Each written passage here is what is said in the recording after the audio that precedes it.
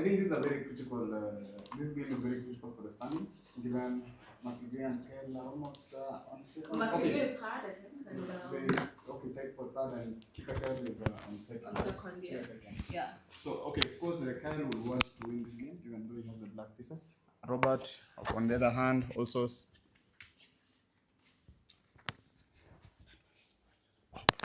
So on the other hand, Robert, who's the defending champion, will be trying to defend his title. And what? Masama? Just display the standings. So far open section with the ladies. So for the standings? Yeah. Do you have the standings there? No. Chess results. Chess results. Uko juu. Kwa ile tab. Yeah. Okay, so rank after round 8.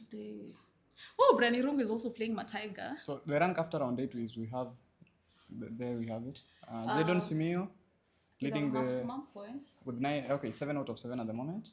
7 out of 7. Okay, of course there's a buy point that has not been counted. Yeah. Kika Kyle following closely with 5 out of 7. Robert McLeod in third with 4.5. Tied closely with Ben Magana with 4.5. Also, the difference between them is, I think, tie breaks. Others both have 13 points each. Howie on 5th with 4 points. Omolo Kenneth 4 points. Gohil Mehul 4 points. Irungu Brian 2 points. Mataiga 2 points. Boira Felix 2 points. And lastly we have Njoroge with 1 point at the moment. And that brings us back to the games. Let's see. So here we have Kyle. Let me just refresh a bit. Let's go. So let's see. Robert, of course, both of them are clearly in must-win situations. And McLeod on the first move decides to go for e3. I mean, how else would you throw off your opponent other than play e3 on move 1? Of course, this is just, I think, all about trying to throw him off the preparation schedule so that we can play some normal chess.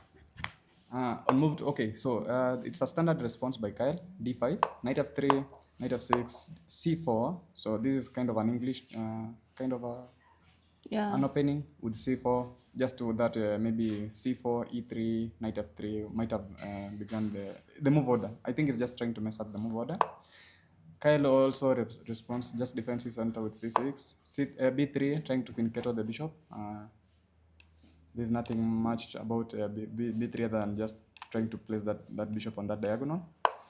Kyle on there goes bishop f5. So guys, when someone plays b3, usually the queen cannot access these kind of squares to attack the light squares on the other side, which means it's always a good idea to remove your bishop, since there's no way for white to kind of punish that with a queen move.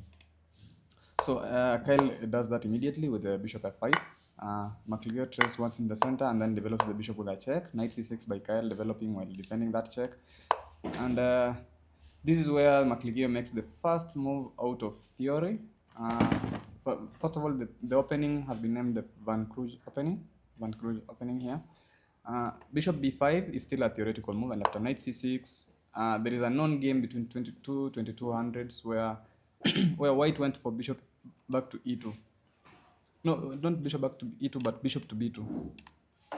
And white ended up winning that game. But in this case, McLeod decides to castle. If he's aware about the theory, then maybe he knows. But this looks like a good move also. It's actually the second best move by the computer.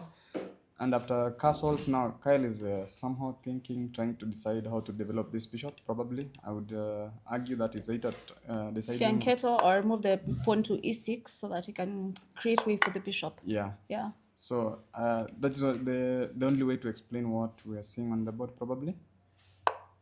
Wait. A tempi move, very natural to push the... Wait.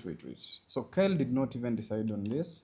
Kyle decided to chase the bishop, to which McLeod responds by taking the bishop, the knight on c6, and after b takes on c6, now McLeod should, I think, go for bishop a3. You see the computer suggesting this move because to kind of try and limit the pawn on e7. Also, just as an illustration, if you try to push this now, I can prevent you from castling, and your king might be stuck in the center. Black is in trouble here. Not really in trouble, but now you've messed up the coordination of the black pieces.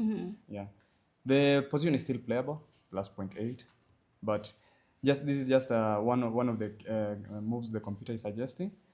On the other hand, black also, if you do that, black might be able to argue that, okay, you've traded a lot of pieces. How are you attacking me? My king might be in the center of the board, but do you have anything concrete to do after that? So anyway, this is all about McLeod to decide. In other games, let's just look at the openings first of all. Who has done what? Boera has decided to start with b3. Not Boera, Njoroge Martin has started with b3. I mean, this is a high-level tournament. Both players are probably trying to throw the other one out of the balance. Njoroge Martin, who has been suffering, has 1 point. We're in round 8, by the way, guys, and Njoroge Martin has 1 point, so he's also trying to Is it round 8 or win. round 9? Round 9, sorry, and he has 1 out of 8 games. So he's just trying to like win by all means, and sometimes when you want to win by force, you have to kind of make some substandard moves to throw your opponent off their preparation first and then see what happens. Of course, Boera Felix maybe has not arrived in the venue or something, but as we can see, black is yet to make their move. Bora has 2 points. Njoroge has 1 point. 1 so point.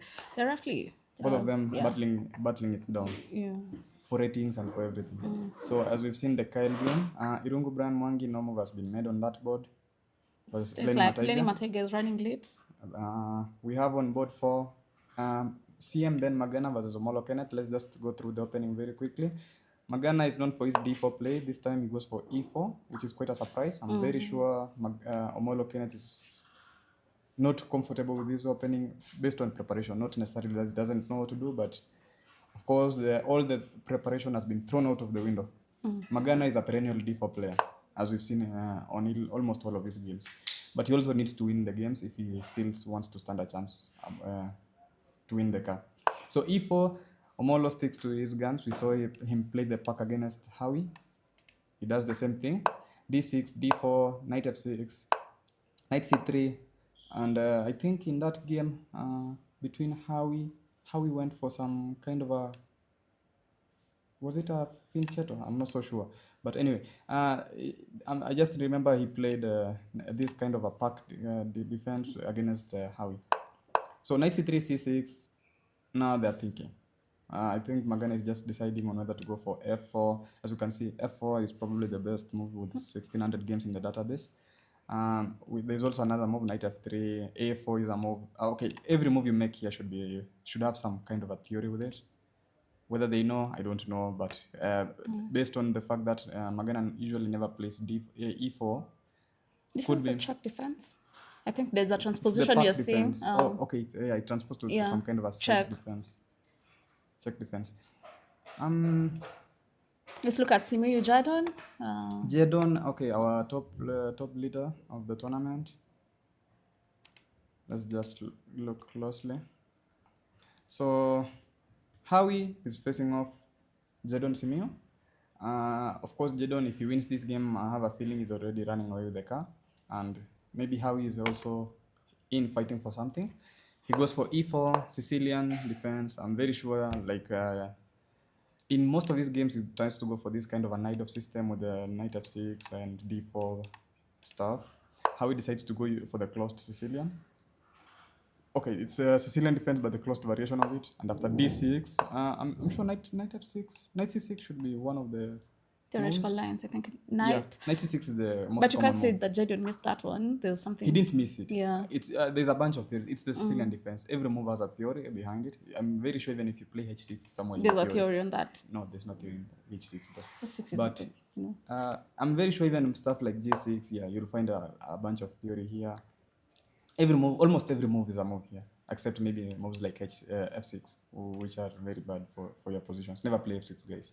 So here the close Sicilian Jadon goes for d6, and after f4, now we have some kind of a Grand Prix kind of a setup.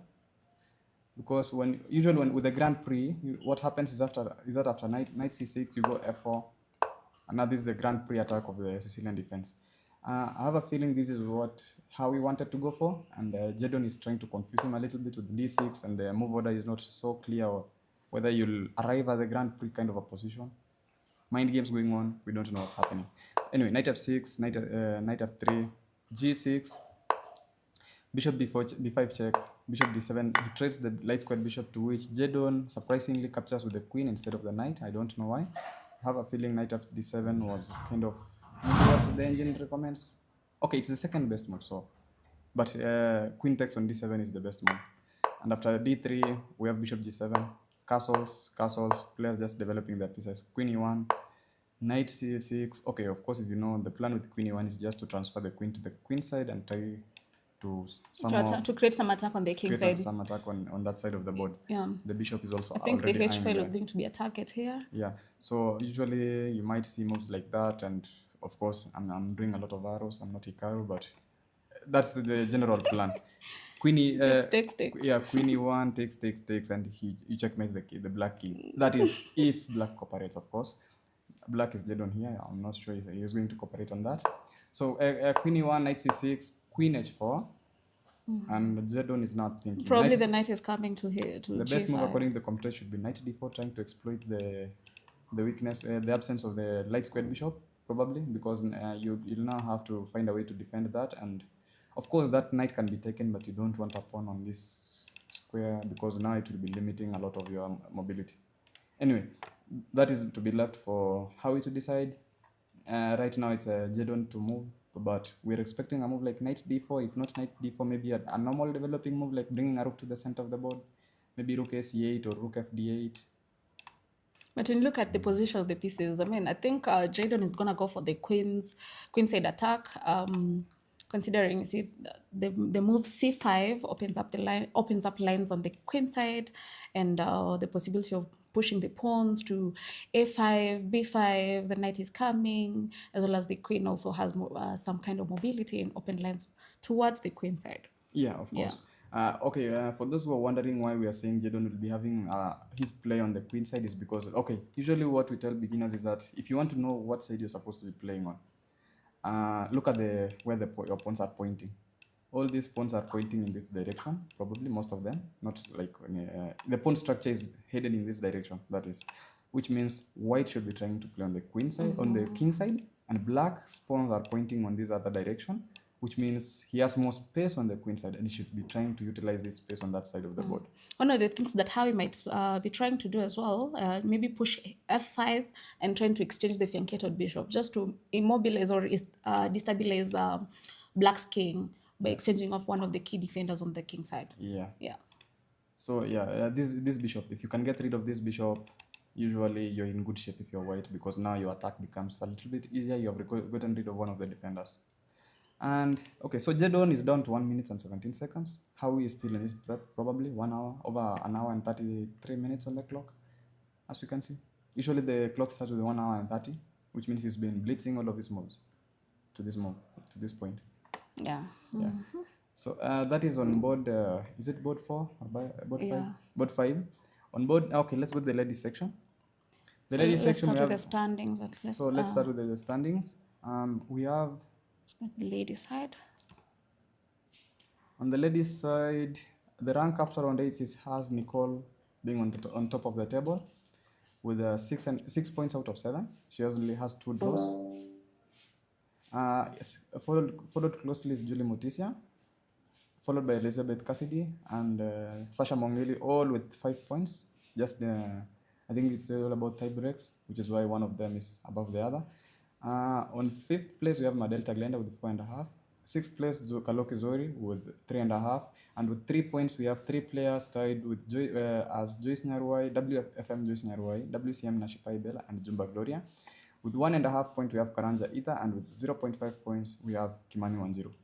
And at this time, I think when you look at the standings keep changing after every round. As of yesterday, we had Kaloki Zuri at position 5. We had, I think, also Mutilsia, Julie, and Cassidy. Cassidy was second.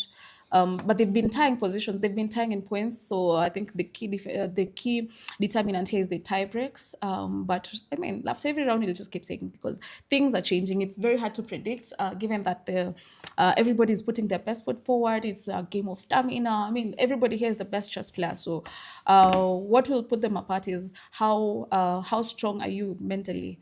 Yeah, so let's keep going. So yeah, at this point, probably all you can see is just all about stamina. So that is all about round 8. Rank after the standings after round 8. Let's just go to the pairings and see who's facing whom now.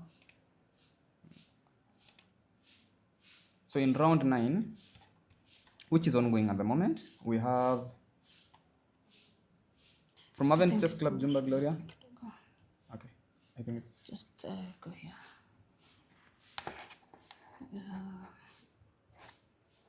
Let's go to the right side. So that you can be able to see the screen well. okay. So on round 9, we have here from Avens Chess Club, Kalokizuri, facing off KCB's Jumba Gloria.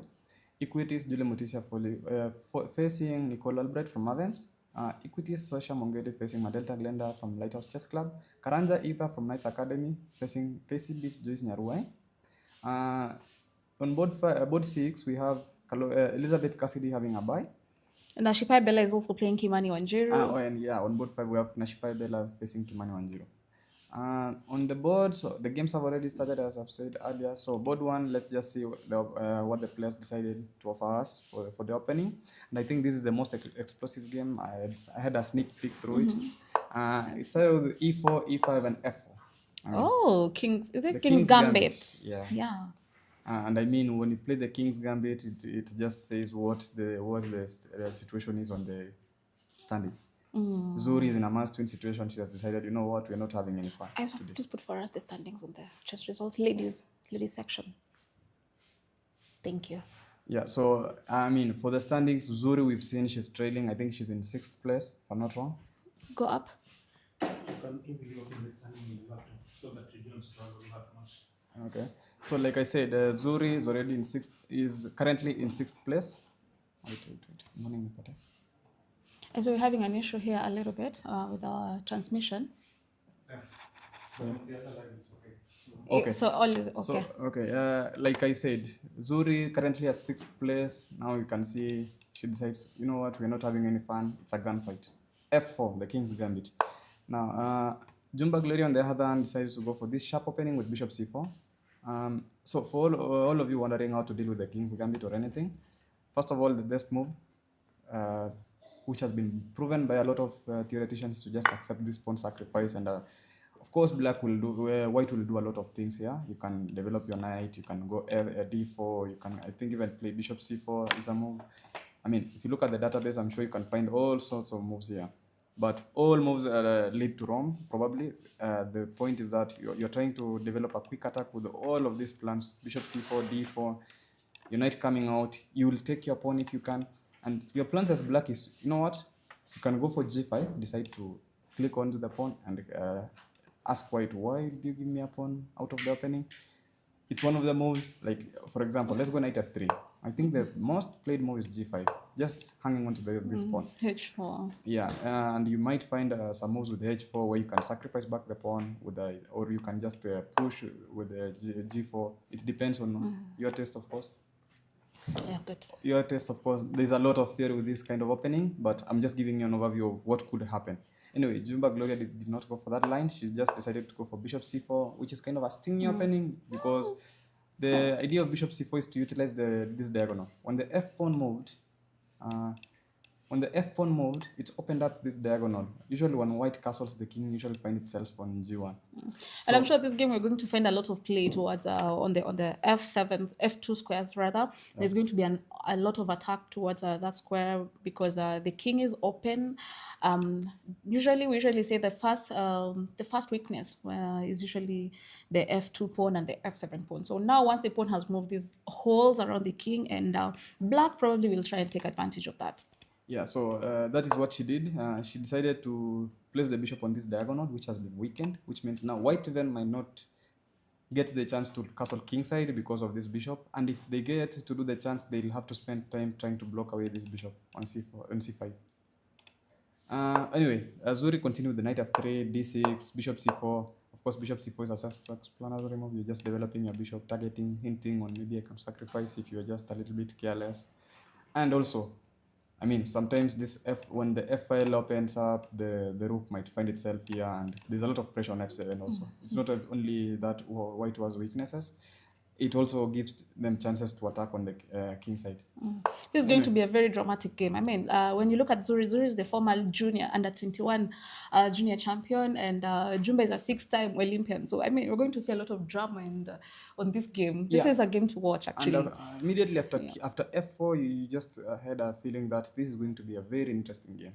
There's no this game will not end in peace. Someone has to die. Yeah. There's going to be a bloodbath here. Yeah. So anyway, what happened was that after knight f6 d3, now Zuri is thinking, but there's a lot of options. I mean, you can just develop naturally, then try to long castle. That's one plan.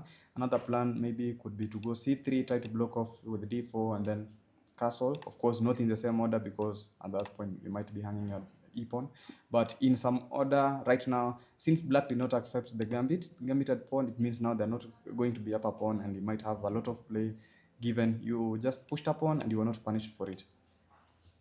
Let's leave that to the players. That is board 1. On board 2, apparently we have Nicole Albright, not Nicole Albright, Julie Mutisia facing Nicole Albright. I'm expecting this was a London system. And this is number 1 and number 2 currently for 6 points and 5 points. So this game is going to be a key determinant. The stakes are very high. This is going to determine who's going to come out a clear first, clear second. So Mutesi really being a seasoned player, a seasoned Olympiad, she is going to really fight this out with Nicole. Nicole was to go for the Olympiads last year, but due to family matters, she was not able to. But she's been able to really bounce back this year. Yeah. So let's look at the game. As I can say, like, I'm expecting a London system. Julie is known for d4, bishop f4. Okay, knight f3, bishop f4. This is, I think, the move order she played against someone else the other day. I don't remember who, but it's some kind of a London system, just delayed a little bit with knight f3 coming before bishop f4. And okay, so Nicole strikes immediately with c5. Like, c5 is a move you usually play in the Londons, somehow to try and bring this queen to exploit the dark squares left up behind by this bishop. When the bishop moves away from the c1 square, there's a lot of dark square control that black might try to exploit. I'm not saying that it's exploitable, but usually that's what black is trying to do, put pressure on the queen side because there's no dark square bishop. Anyway, in the London system, normally the theory requires you to hold on to the dark square bishop. The square e5 is a critical square in this position, in this opening. So black is going to try and take away the e5 square, but at the same time, white is trying to hold on to that square. Normally, if white loses a square, the game becomes a bit difficult for the player.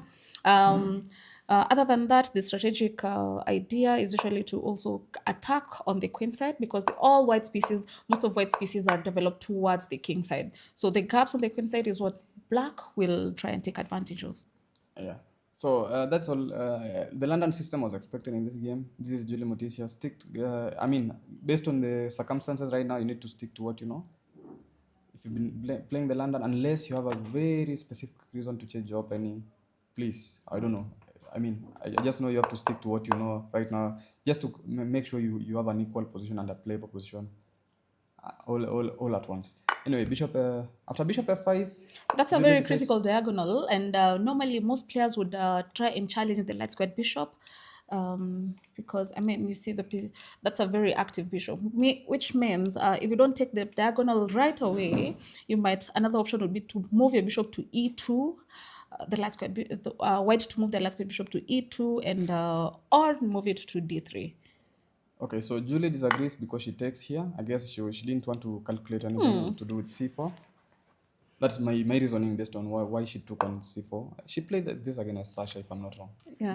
Okay, she's following a game she played probably against Sasha or against someone, because she also took on c4. And I think the reason Julie likes to take here is just she doesn't want to calculate what happens in case of c4. So let's say you play something. Let's just make a random move, bishop e2, c4. And now you're not even sure what your plan is, because black has grabbed a lot of space, and they will follow up with b5, a5, and then try to run over on the queen side. So anyway, it's just my guess that she's just trying to avoid calculating all those kinds of lines and save her time to calculating lines that are just clear for her. And e6, bishop b5, bishop takes, recapturing the pawn that was on c5. Of course, you cannot hang on to that pawn. Yeah. I mean, if you're just wondering what happens, b5, of course, is I a really terrible don't like blunder that because of knight capture. takes. Let's go back a bit. I don't like the c5 capture because, I mean, you're helping black to develop their bishop. So the bishop comes out with a tempe.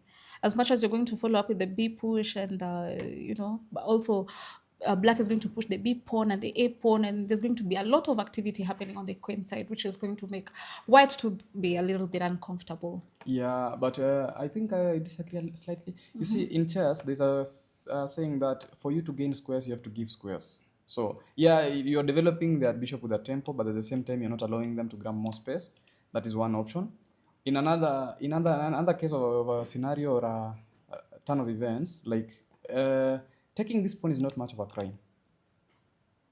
I mean, this is I mean, the D pawn is a central pawn, and you're giving away your central pawn, and at the same time, so it's like you're helping your opponents develop the bishop as well as take up space in the center. I mean, right now white has one central pawn, black has two central pawns, so there's going to be a little bit a lot of discomfort for white in the center. yeah. Yeah. So bishop d5 was played, bishop takes c3 now. Of course, taking control of that square and also opening up this diagonal for the queen if necessary. Castles by Nicole, knight b3. Okay, of course, knight b3 attacks the bishop. Bishop Tries to exchange off the dark squared bishop. This is a theoretical, I mean, this is a strategic move because the London bishop is usually the strongest piece for white, and giving it up, I mean, it's not advisable. Yeah. Being a London player. Okay, so Yeah. bishop d6 was played. Now white is still in the tank trying to see if they can castle. Or maybe they develop another piece, or I don't know. There's a lot of options here. Or maybe even move away the bishop to g5. You can avoid the trade completely. And I think every move here should be nice. Well, not every move, but most moves should be fine for white here. You can even plant a knight on d4 if I'm not wrong. Let's say you go knight here. Yeah, of course, like you're slightly worse, but these are unequal position. Okay. So that's Let's look at Madelta versus Sasha. so that's Nicole Albright. Let's go Madelta versus Sasha. Sasha is on the white side. We're expecting a d4 London, kind of a London also. d4 f5. Okay. The Dutch. I love this opening. So the Dutch means Madelta is here for blood. You don't play the This Dutch is at the going to highest be level. Yeah. a bloodbath. So if you're trying to predict the score on this, the score of this game, I can assure you a draw is the least likely result here. Yeah. So bishop g5. Oh, Sasha Bishop does not G5. go. Yeah. Whoa. Okay. That's strange. That's So interesting. the most common move and the theoretically quote unquote sound move or kind of a structure to go for against the Dutch is to just go g3, bishop g2, knight f3. Sorry, castle. Find a way to play e3 either through by developing a bishop first before going e3, or find a way to just go e3 and then go c4 and play on the queen side. That is how most people, like the books will tell you to play the Dutch against the Dutch. As a Dutch player also, you're always trying to like go knight f6. You can develop your bishop via g7 square. It's an option, or you can just go to e7 castle. And most of the pawn breaks you're trying to find is either e5 or f4, or a combination of two in a certain order. Sometimes you might go for g5, h5, depending on how your opponents respond. Every plan here should be viable, but anyway, bishop g4 by Sasha, bishop g5 by Sasha, knight f6, she takes that, and now this is some kind of a Trompowsky-like attack. Okay, Yeah, I can e see. takes. Yeah, the engine goes like this is a Hopton attack, not even a Trompowsky attack. Hopton. So the Dutch defense, and after e takes, now Sasha goes e3, d5, and c4. Yeah. And after knight c3, bishop b4, queen b3. Okay, this position should be slightly better for white. I mean, look at this kind of I'd prefer being black here. Why? Yeah, when you look at black is ready to castle, and you're already moving your pawn. The pawn on f5 might look like it's too overextended, but that is what will help you break. Queen comes to e3, d3, and you're already, making white a little bit uncomfortable, considering the Dutch is rarely played by most Kenyan players, most Kenyan ladies, and so it's if you want to prepare against a Dutch player, there are few games to look at as reference, and so. It's a this is like the stakes are very high here, so everybody's trying to bring in surprises from all sides of the So board. I would say, yeah, you love the black pieces. I love the white pieces. I'm a long time d4 player. For my case, one is I've developed my bishop, my queen with an attack on your bishop, which means you have to respond. Either you give me the bishop pair back. One of your options is to give me the bishop pair or go back or play a move like a5 and okay. The reason I'm picking white here is because one, you have double pawns. You've played f6 or okay, like maybe you didn't play f6, but you have a pawn on f6 that looks weird. Maybe you might argue that it's playing a defensive role. Another kind of thing I might say is that your king is you don't have an f7 pawn, so your king is slightly weak, and I might take this at some point because of course if you take it, my bishop comes to this diagonal, and now I'll just butcher you along this diagonal. I don't know how. No, but there's no taking that pawn. if you're not taking it, yeah. I'll pick it myself, and I'll isolate your pawn, which means you'll have a kind of an isolated queen's pawn. Of course, we still have a lot of play in this position, but I think based on my personal standpoint, I would prefer white side here. So here, I think Madelta is still thinking. She's choosing what setup to go for, whether to give up the bishop for the knight, whether to go back, whether to defend with a5, whether to defend with queen b6. I'm sure, like, I don't know. She's just calculating all these kinds of variation. Even c5 should be a move here, if I'm not wrong. Just defending the bishop and kind of attacking the center. That's to be left to the players. On other boards, that was Madelta, Glenda, and Sasha. We have Joyce also facing against Karanja, Ether. Ether is an FA actually. Yeah. So Ether is facing off Joyce. Let's just go back and see what happened. I think I'm expecting Another London. another London. The ladies are Yeah. playing the London. I don't know why. So D4, Moses and Dio, if you're listening to this, you taught everybody London. Okay, let's go. Okay, you cannot claim maybe it's also they choose to play the London, so they're the ones who chose to play the London. Anyway, Bishop f4 as advertised. Okay, Joyce decides to go for the King's Indian defense against the London, some kind of a King's Indian kind of setup. E3, Knight f3, C5. Pawn break. Karanja either says, okay, C3, Queen b6, Queen b3, d6, takes, and Queen b5. So what Karanja Ether is missing in this position is that I don't think a queen trade is necessarily advantageous for white. Or maybe she's just trying to cut off her losses and say, claim, you know what, I'm just playing solid chess. I'll find my chances in the end game if I can. I mean, we've seen a lot of games get decided in the end games in these kind of positions. So anyway, she goes for Queen b6, and now I think you can just develop with Knight bd7. That's also what she missed. You can just block by defending. You've moved your queen twice, which might be an argument that Black might also moved the queen twice by moving to b6 and then capturing on c5. But this position is considered to be slightly better for Black. Reason is, I think, because after Knight bd7, Black is ready to castle and you still have a piece to develop. And not to mention, you don't have the normal, this e5 square, I think so. For some reason, you don't have The this. e5 is already gone, and Yeah. this is in London. You don't want to lose the e5 square. Yeah. But also knight comes, you still have more pressure on the e5. Not as to well. mention, there's always this kind of e5 followed by e4, and yeah, Black is just enjoying himself. Yeah. Anyway, Yeah. so, Also, I think bishop to d2, d7 is also one of the options that they yeah, can bishop come to here. d7. Yeah. But King with the reason I queen. think bishop d7 is not favored is that after queen takes, you have to take with the pawn, and now you've given her control of the e5 square. So knight bd7 is considered because if you pick it, I pick with my knight, and Game the continues. game continues. So anyway, knight bd7 was found by Joyce, and we're expecting maybe queen takes e5 or something by Ether. Let's see what she had cooked in this position.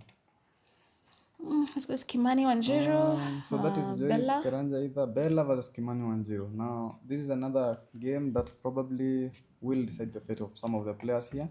Kimani 1-0 has been struggling. Let's see if she can bounce back. Nashipai Bella also has been having quite a not so good tournament because she has not been converting